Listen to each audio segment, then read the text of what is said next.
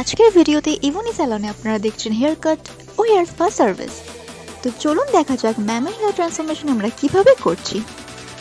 তো যেমন কি এখন আপনারা দেখছেন ম্যামের হেয়ার সেকশন ওয়াইজ ডিভাইড করে ইভেনলি ট্রিম করা হচ্ছে to give the hair a perfect shape and trimming look, just the way our client want. Haircut করার পর আমাদের হেয়ার স্টাইলিস্ট স্ট্রেটনিং ব্রাশ দিয়ে হেয়ার সেট করলো। হেয়ার কাট করার পর হেয়ার সেট করা is important, not only because to make the hair look more manageable, but also to make the haircut look in shape. So now let's move on to the next process.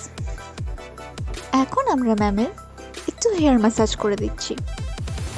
Hair massage করারও অনেক benefit আছে। Proper hair massage আমাদের hair follicle stretch করতে সাহায্য করে, which improves hair thickness. Hair massage করার পর hair spa করা হলো যাতে স্ক্যাল্প ভিতর থেকে ক্লিন হয়। Now you can see the final result. ম্যামের হেয়ার লুক কতটা স্টাইলিশ ও ম্যানেজেবল লাগছে। Do like, share and subscribe this video.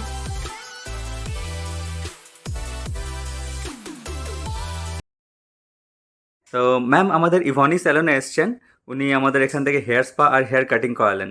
তো আপনার এক্সপিরিয়েন্সটা কেমন লাগলো ম্যাম আমাদের কাছে? It was wonderful. আর হেয়ার স্পা এটা দারুণ হয়েছে। Raj is the best. Thank you ma'am. আর হেয়ার কাটিংটা যে করেছেন আপনার মনের মতন হয়েছে কি? Yes, definitely. আপনি তো বিভিন্ন জায়গা থেকে করিয়েছিলেন, তো এইখানে হেয়ার কাটিং করানোর পর আপনার কি মনে হচ্ছে ম্যাম যে এটা?